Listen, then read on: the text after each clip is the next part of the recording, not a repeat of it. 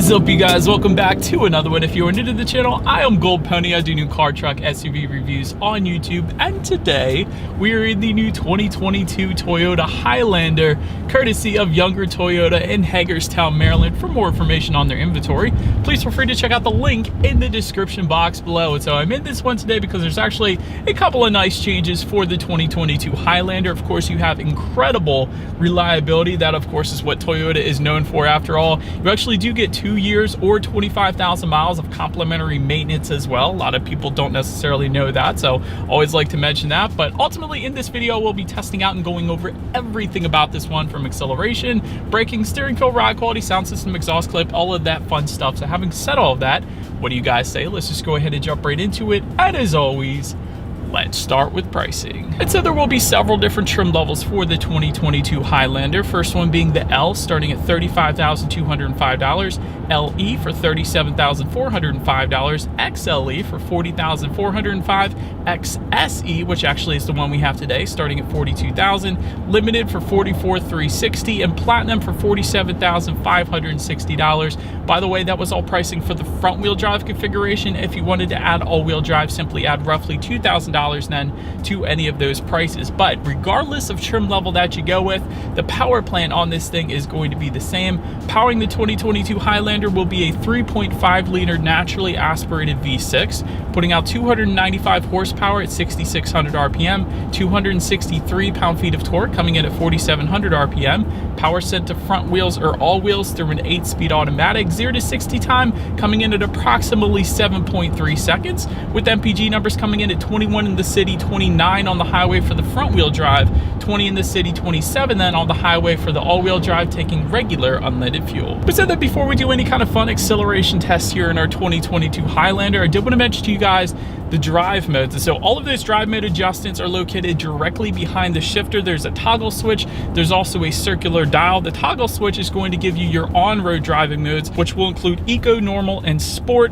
Then the circular dial is actually going to give you mud and sand along with rock and dirt. And you do actually have a snow driving mode then as well, which is going to come in super handy, especially here in Western Maryland. But nonetheless, those drive modes will adjust things like the shift points, the throttle response, and the all-wheel drive system engagement. So now, having gotten all that out of the way, what do you guys say? Let's go ahead and find a straightaway here. Let's put the Highlander to the test, and let's see how quickly we can get our new 2022 Highlander here up to speed. All right, you guys, in 3, 2, 1. Wow, that's actually really good.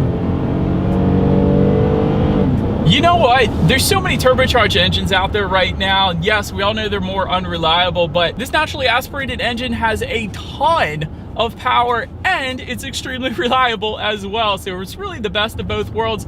I don't know, I think I'm used to turbo lag at this point, even if it's just a little bit, but there's none of that, of course, because this isn't a turbocharged engine. So it's instant acceleration from the get-go, and it's extremely reliable as well. So you gotta love it. But anyways, to go along with that acceleration, as always, braking is equally important. And so up front, you will find 13.3-inch ventilated front discs. In the back, 13.3-inch solid rear discs. As far as that 60 to 0 stopping distance goes, it actually comes in at 116 feet, which is incredibly impressive. Let me tell you guys, typically with SUVs, especially 3-row SUVs, it's coming in the upper 120s, if not the 130s. I've seen as bad as 139 feet, so 116 feet.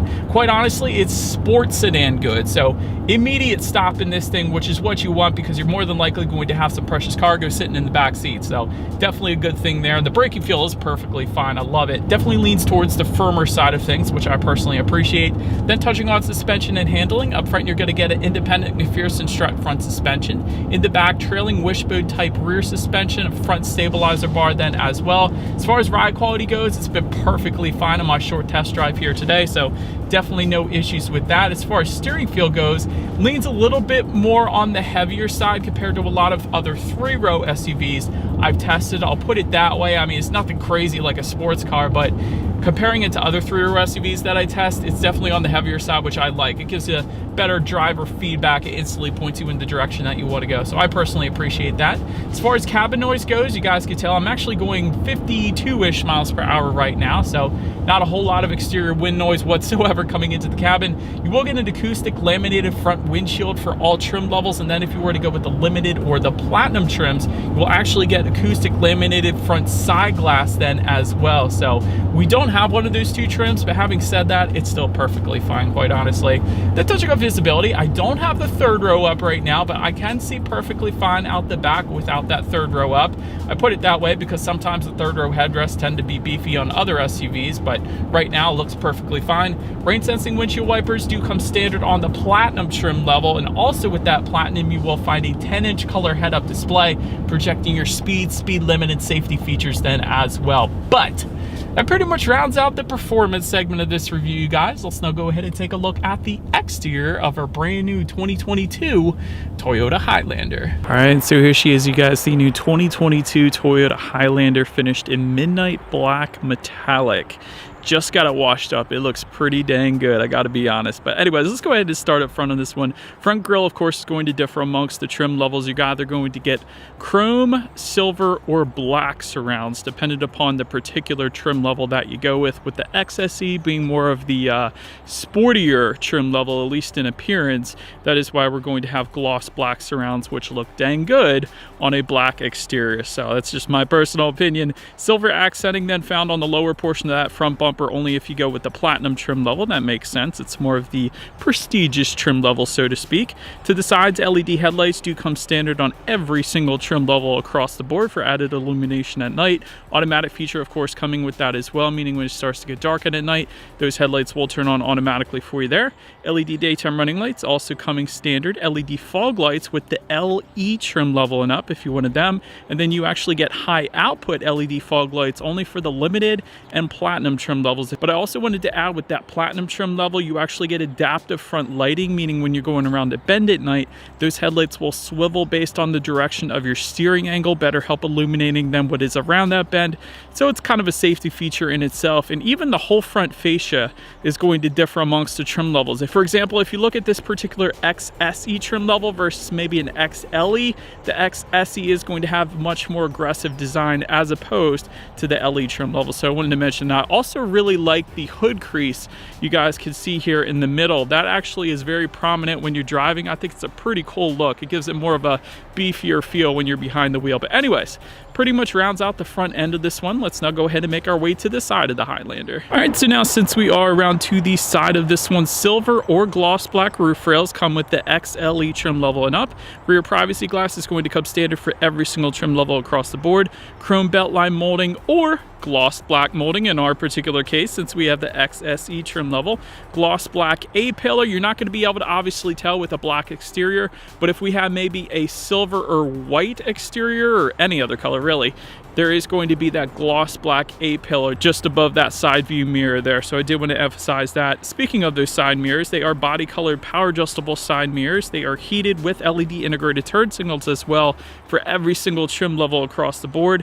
No matte cladding on the side skirts either. Bravo Toyota. I love that they do this. So many SUVs out there put that matte black unpainted side skirts, and Toyota doesn't do that with the Highlander, so it looks so much more high-end, so much more finished, in my personal opinion. I particularly love it.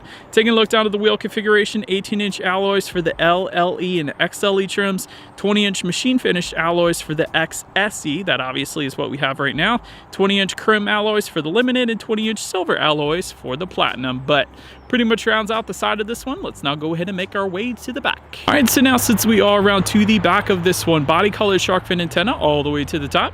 Just below that, rear spoiler with an integrated brake light, a very aggressive looking rear spoiler as well. I like that. Just below that, rear window wiper. LED taillights then actually do come standard for every single trim level across the board. Gotta love that. Black rear bumper for the L, LE, and XLE trims. Dark gray metallic finish for the Limited and XSE trim levels, and then a gray metallic finish for the Platinum. And then of course, just below it all, there will be a single exhaust outlet, slightly different configuration dependent upon the trim level that you go with. So for example, on the XSE, we have dual stainless steel tips. But having said that, I do believe you guys know what we have to do next. As always, here is that exhaust clip.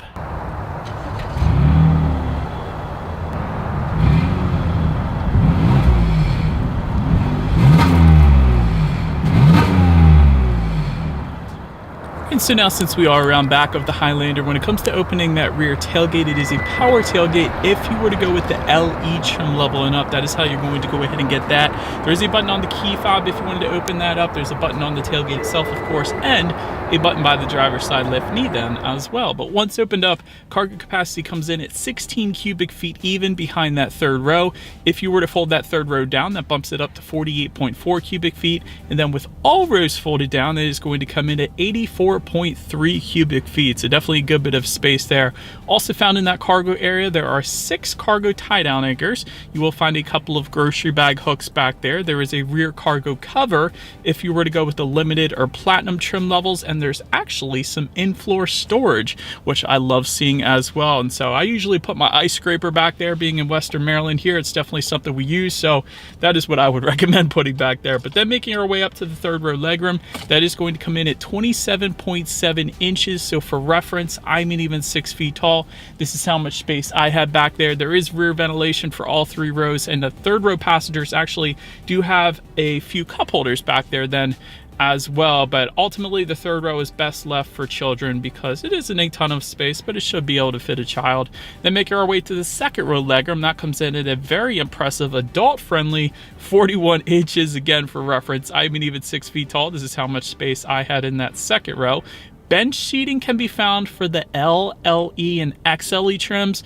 Captain's chairs, however, like we have today, can be found on the XSE, Limited, Platinum, and available for the XLE. I know that's a popular question for the Highlander, so did want to specify that there. Second row window sunshades can be found with the XLE trim level and up. I love that. If you go with the captain's chairs configurations, each captain's chair is going to give you kind of a folding armrest, which is pretty nice. If you go with the bench seating, you actually get a rear center armrest with cup holders.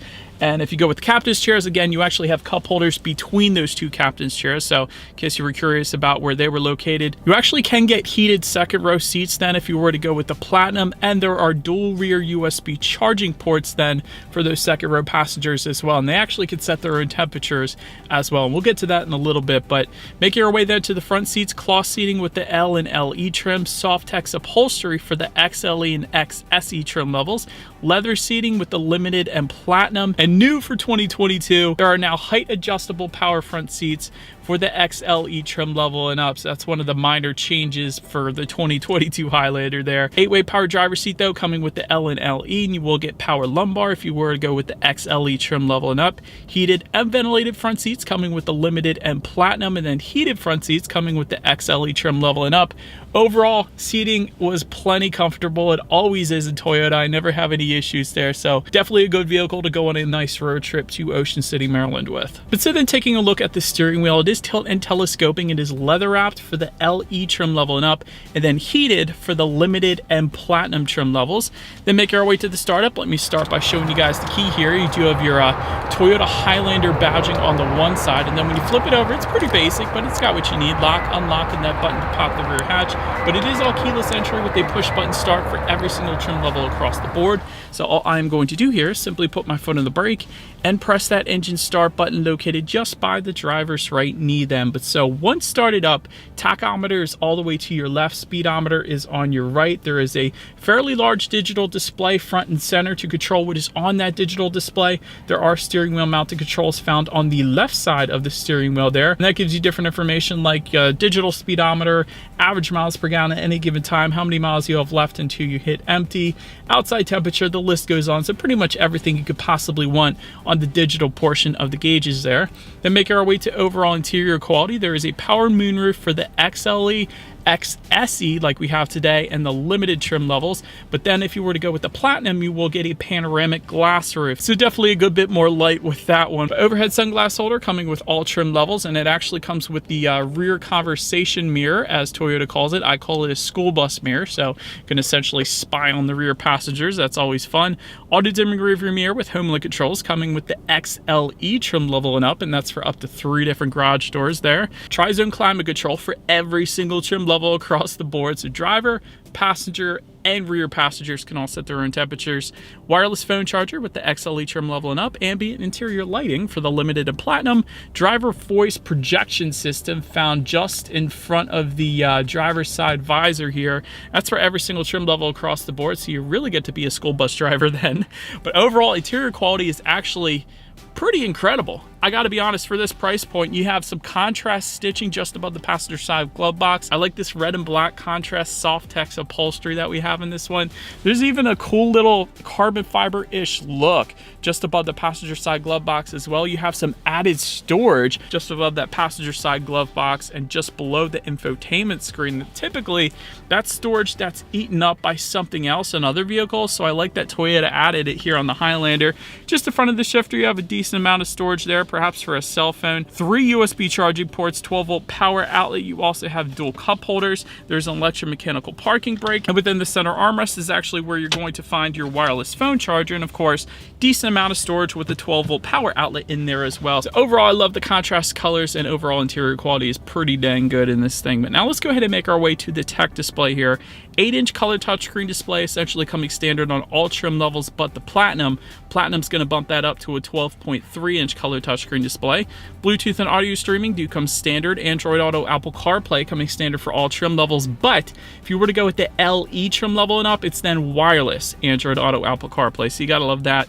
Factory navigation system coming with the limited and platinum. Of course, you can check out your radio information up there.